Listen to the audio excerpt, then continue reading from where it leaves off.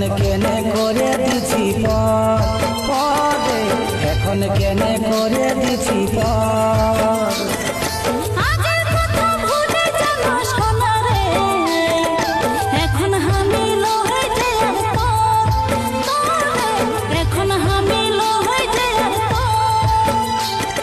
কে জান আমি কি করেছি পাপ রে,